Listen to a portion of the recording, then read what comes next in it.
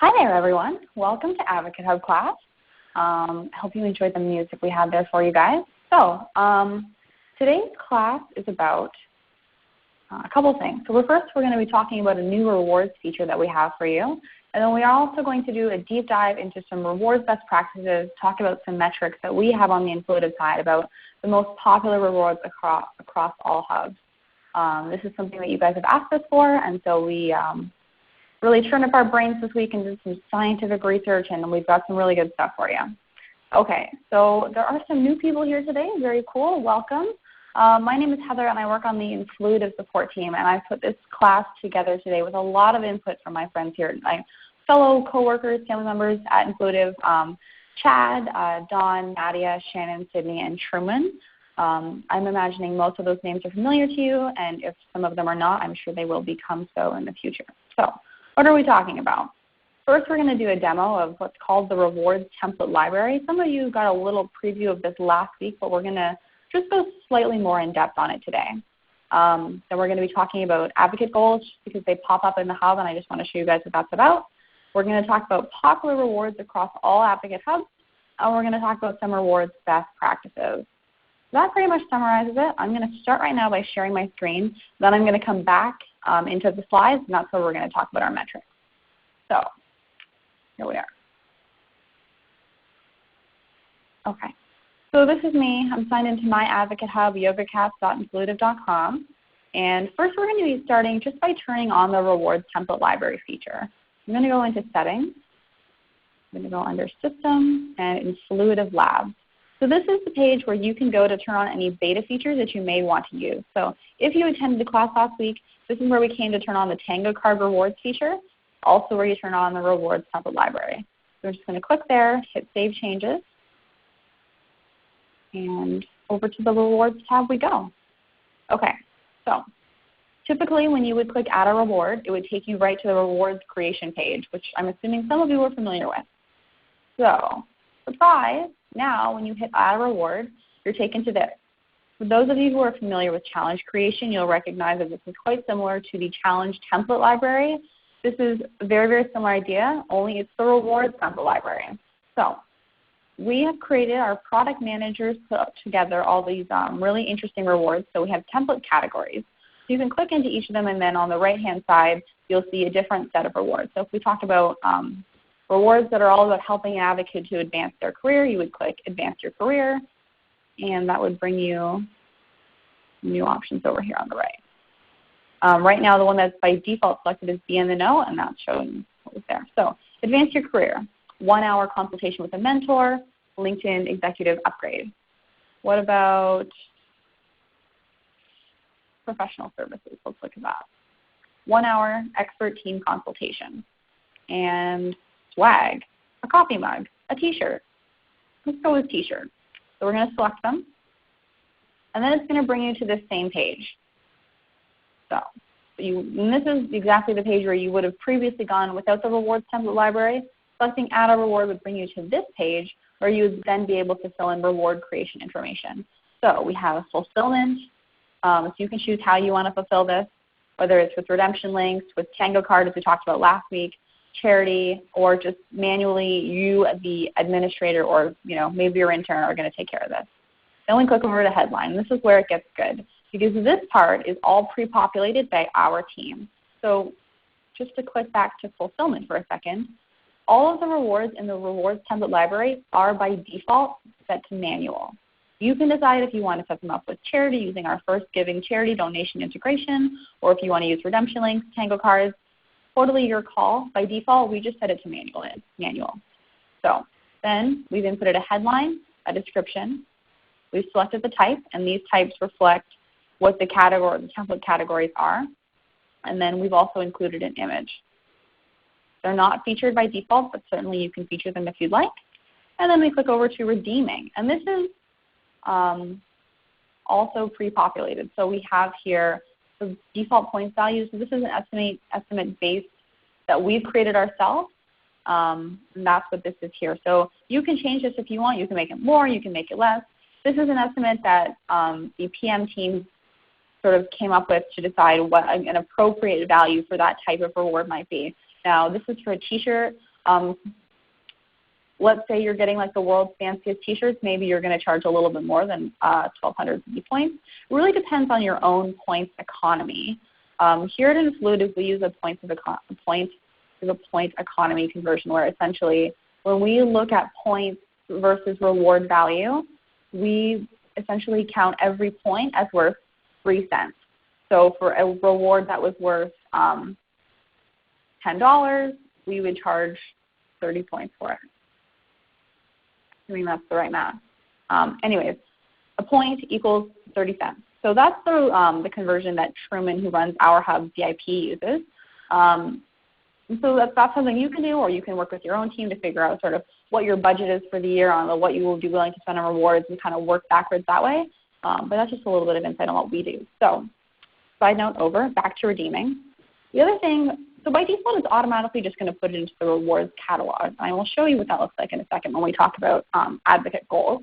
But the other thing you can do is reward it as a perk, in which case you would choose the specification and you would make that reward automatically available to an advocate based on them having fulfilled a certain type of criteria. So let's say you wanted to give, for every single person who liked you on Facebook, you wanted to give them a reward. You wanted to give them a perk, okay?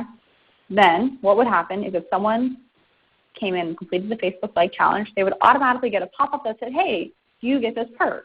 It doesn't cost them any points. It's like a free reward. And it's a really great way to teach your advocates a little bit about the rewards process and what it's like, and to sort of incentivize behavior. Or just, you know, in VIP, we've been perking advocates with birthday presents. If you want to do something like that, it's just a really great way to reach out with like a little surprise present for your advocates. And it's possible that maybe you do this already outside of the AdvocateHub, but this is a really great way to do this and track that. So by default, add award as a perk is not selected, but as with all things, you can customize it to your liking. Then you click Save Reward, and you're going to see your reward right here. Now, if you notice, the little t-shirt picture is not appearing. It is supposed to appear, and it will appear. We're just fixing something up. So we just pushed this feature out a couple days ago, so we're just going to tweak this up a little bit, and then in the future, this reward will appear. So, or this little reward image will appear. So now here's another fun thing. We're going to switch to Advocate View and see what this looks like so that we can talk about advocate goals. But first, when you switch to Advocate View, it used to be that you came over here to the top left-hand side of the screen and clicked Admin View and switch down. Now instead, we have this yellow bar at the top that allows you to choose to switch to Advocate View. So here we are, switched into Advocate View. And right away, you're going to see this pop-up that says, hey, have you seen our new feature? Create goals for the rewards that you want and track your progress toward them. So I'm going to click Take Me There, and it's going to take me to the Rewards tab for the advocate where I can see rewards. So let's say I really want one of my rewards to be a $10 donation to cancer research. I can star that, and then it will appear in a list of my goals. And then when I'm on my dashboard or I'm on my challenges list, it should show me my goal right here. So this is a goal I have. I want a new car, and it will show me I have like 1 million points, or 1 billion points. So I can get all the rewards I want, theoretically, in my own fake hub. But if I were a regular advocate just working my way to those points, then slowly this bar would fill up as I got closer and closer to my goal. Same thing with this one here. Then if I hit Edit Goals, it goes over and back into the Rewards tab. Now, eventually, goals are going to be a bit of a more expanded concept, but for right now, we're just starting with rewards as goals. So it's a good time to be talking about rewards and seeing what you're offering to your advocates, which is why we are just going to head on out of here, and we're going to go back to the slides and talk about that. Okay, here's our slides, and okay, so we're going to talk about rewards and engagement. This has been a big topic here with the Influitive customer success team for the past 2 weeks.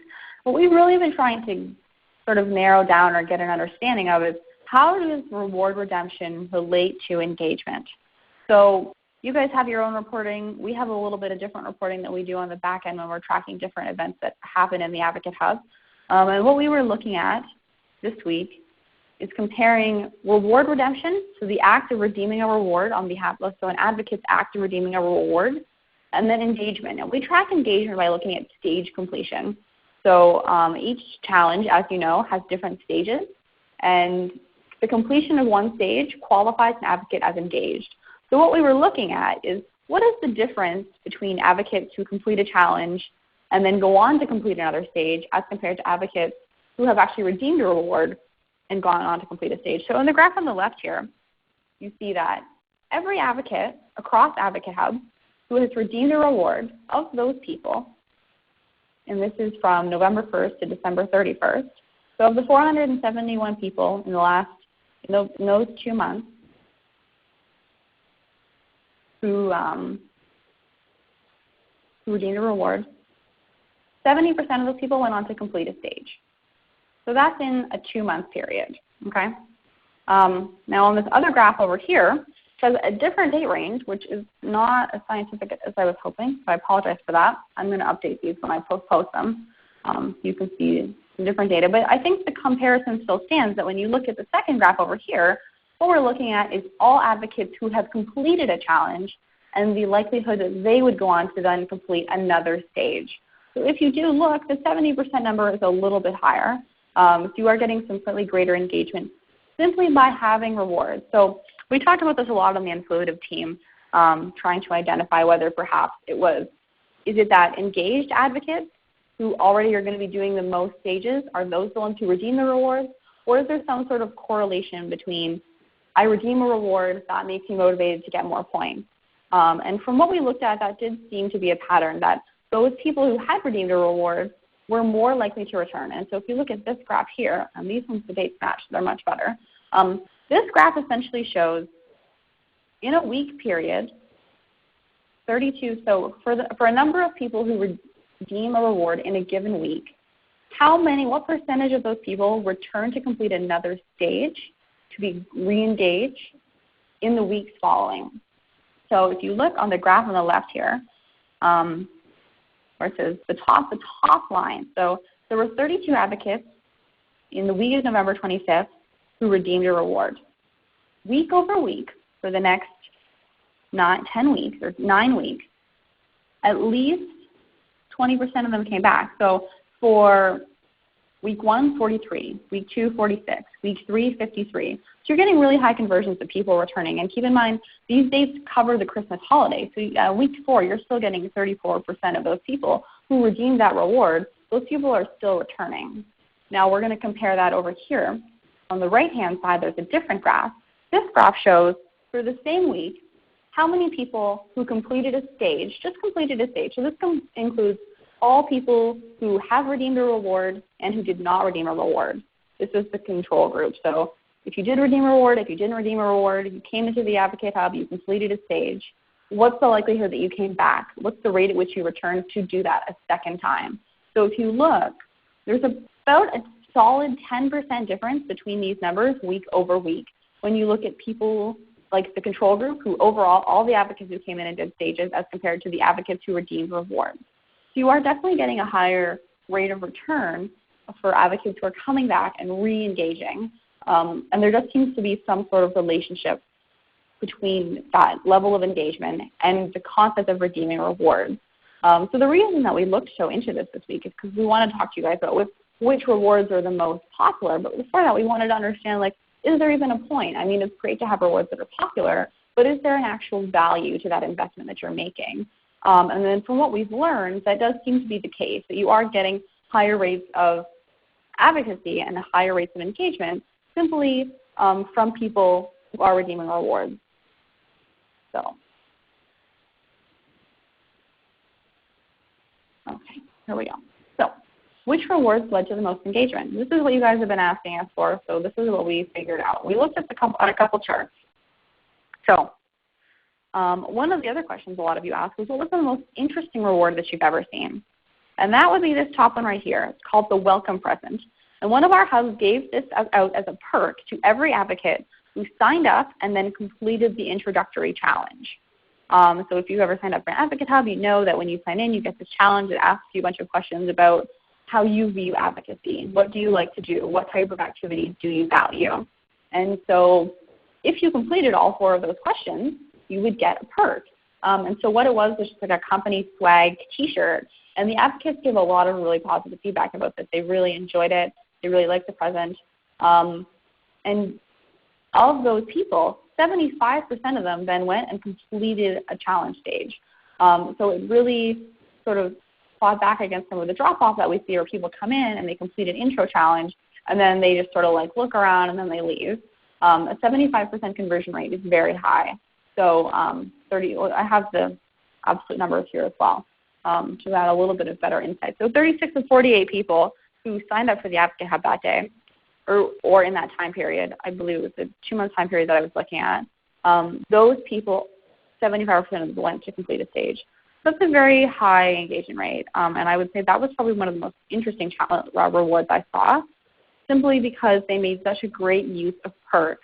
And then right out of the gate, you're teaching your advocates about the rewards process as opposed to leaving it as something for them to go on and discover themselves. So here's a couple other interesting things. So we had some really cool swag. We had umbrella swag, which led to a really high conversion rate. We had an unidentifiable reward that was just called swag. And even in the reward description, it just said, hey, we're going to send you some of our cool company swag. It didn't say, like, you're getting a shirt or an umbrella or a pair of socks or whatever. It just said swag. And 100% of the people who redeemed that reward went on and completed additional challenge activities, additional advocacy activities. Same thing with the water bottle, very high conversion rate here as well. And with the umbrella. So, I mean, these are small absolute numbers, but I think it's important to recognize that there are still high conversion rates. There are some insights to be taken from that. We're going to look at those in a minute. So, a few other things. We had a reasonably high conversion rate for user conference passes. And then, of course, gift cards. So gift cards are immensely popular across all hubs. These are the 2 most popular ones in the last 2 months was a $100 Toys R Us gift card and then an Amazon gift card. There are a super huge variety of gift cards that you guys, or gift card amounts that you guys are giving out. So I saw Amazon gift cards from anywhere between $10 and $500, and all of them had high redemption rates. In terms of the type of gift cards that were given out, I thought there was going to be greater variety, but once I looked into the data, it was very much Amazon gift cards, and then Toys R Us gift cards had a lot of success. I know this was part of a holiday campaign for quite a few admins. So, I mean, I think that an insight you can take from there is that thematic gift cards that relate to the advocate's life at that moment, definitely will have a high conversion rate. Amazon gift cards seem to just be popular just all day, every day. So there's that. There were iTunes gift cards. Those were a little bit less popular. I didn't see any of them in the top range, but again, I only looked at this for the past 3 months. So perhaps earlier than that they were more popular, but Amazon gift cards were the very clear winner. There were a couple of you who had who were giving out points for some sort of like internal rewards process that you would have. So if you had like points for your own like swag store, those are really popular as well. And then one of the interesting things we noted was that in the past 30 days, the Advocate Hubs that had the highest reward redemption rates, all of those challenges that were, or all of the rewards that were the most popular ones to redeem in the last 30 days were less than 1,500 points. So they were low value rewards, something that a lot of people would have access to. So what does all this mean? There's a couple different insights that we can gain from this. So first of all, swag. As I sort of saw, especially with the swag, unidentified swag reward that people were redeeming, what we found was that swag is really popular if there's a community around your brand. So if there's some sort of incentive to, I really love this company, I really want to have their swag, or, everyone in my company has like a whatever, an XYZ company coffee mug, I really want one too. If there's a culture of swag and a culture of loving your company and it's built around your brand and your swag is really a big part of that, then swag is going to be a popular reward.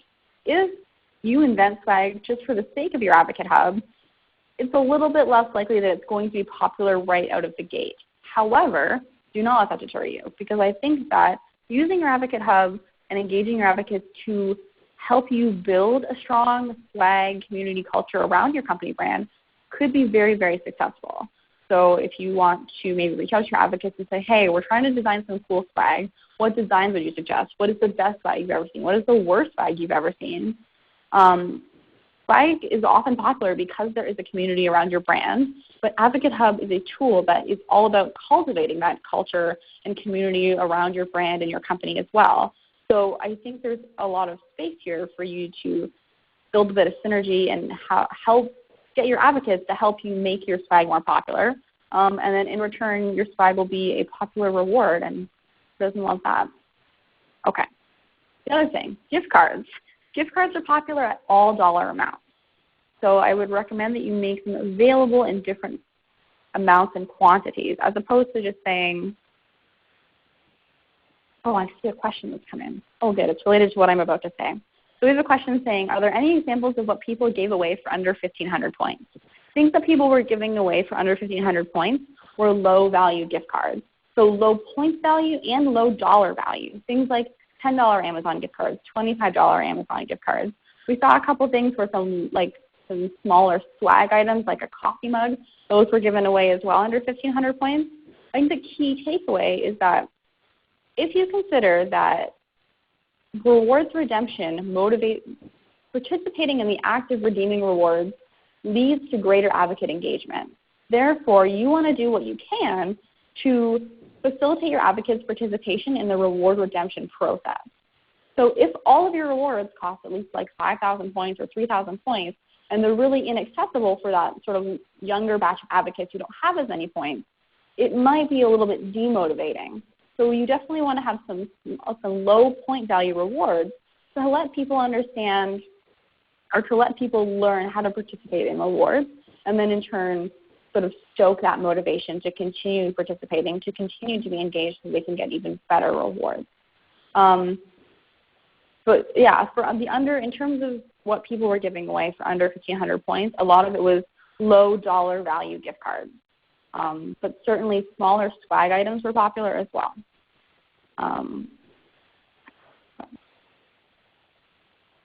That doesn't answer your question. Just let me know and I can elaborate a little bit more.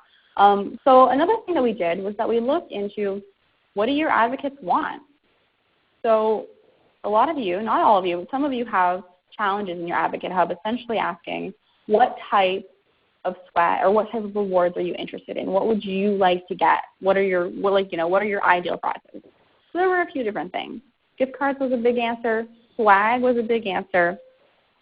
And then these next ones that are in italics, these were things that people asked for that we haven't yet seen admins giving out to people, or at least not in high volume. So product training, really, really popular. Free services or product upgrades. So, let's say you're selling some sort of software and maybe they would like an upgrade to the package of whatever it is in order as a reward. That was something that was really popular. And time off. For some of the employee advocates, we noticed a lot of them just asking for some time off or lunch for their team, sort of stuff that is related to their job, which I thought was really, really interesting. So I don't know, maybe there's some space for your HR department to get involved in your AdvocateHub as well. But free services or product upgrades were definitely really popular. So if you're not asking your advocates about this, you're not trying to find out what rewards do you like, what rewards do you not like, then you definitely should be. Reevaluate that. As for advocates who are not redeeming rewards, that's another group of people you want to get in touch with. So if you have advocates who have never redeemed rewards, find out who those people are, and you want to find out why are they not redeeming rewards, and is it because they're simply not motivated by that type of concept, they just don't want a reward, or is it because the type of rewards that you are providing are not what they're looking for? Some people are more motivated by sort of gamification processes and the fight to get up a level and the fight to get more badges and to sort of ascend to the top of the leaderboard. But in some cases, people want to maybe get a physical reward or some type of reward, and it's just what you're offering isn't quite there.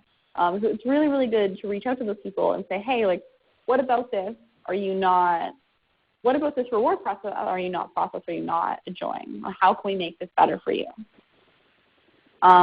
You definitely want to ask your advocates what rewards they want. Another thing, this came up in our discussion forum this week, and a bunch of you put in some great insights, talking about long-term versus short-term rewards.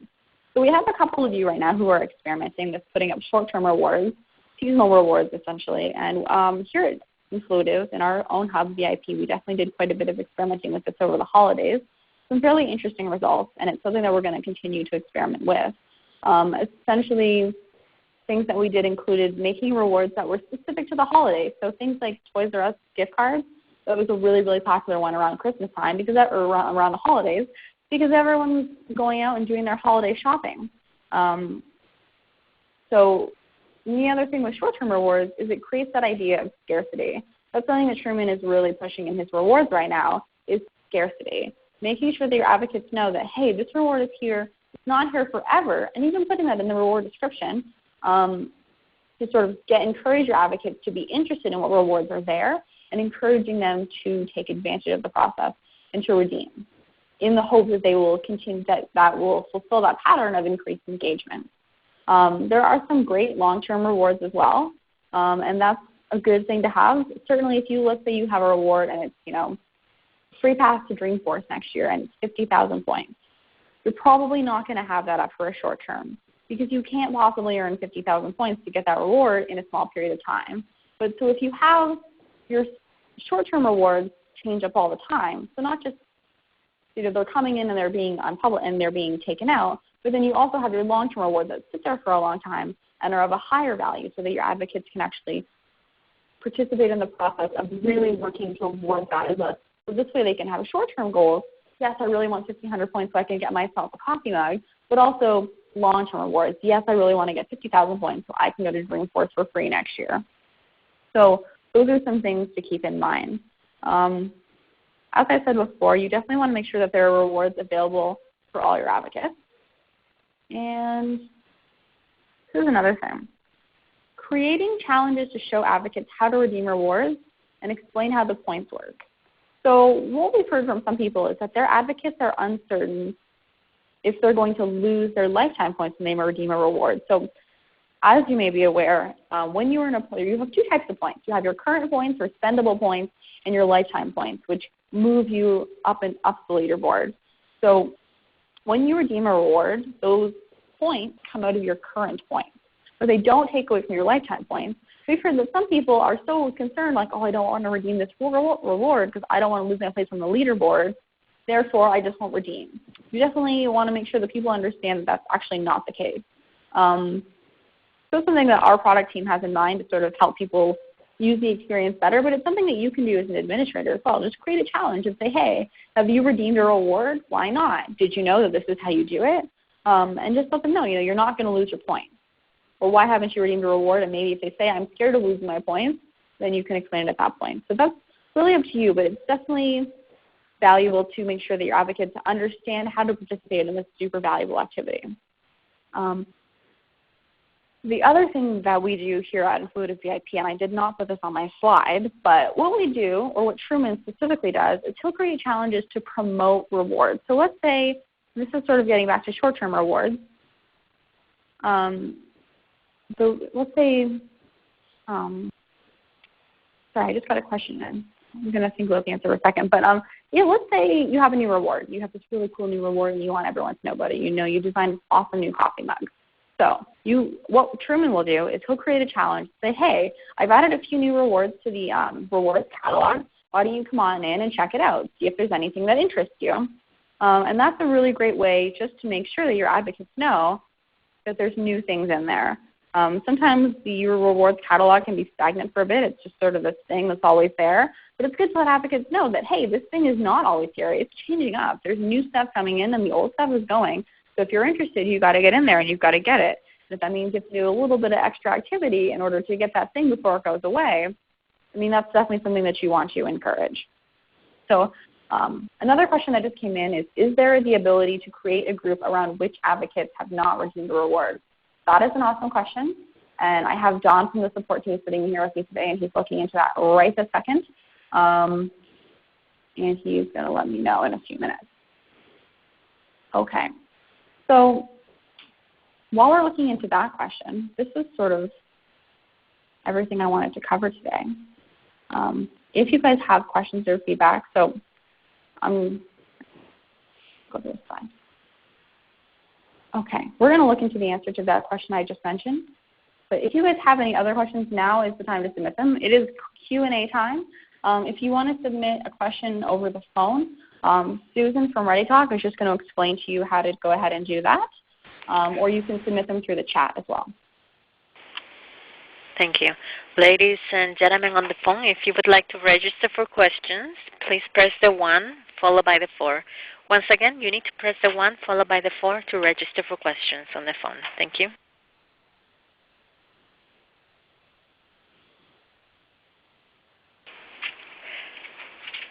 There are no questions on the phone at the moment. Okay. So we figured out the answer to the last question. The answer is sort of. So what you can do, and this isn't like the best solution of all time, but we're going to submit a feature request so that you can, to see if we can get it so that you are able to build a group around someone who's never redeemed a reward.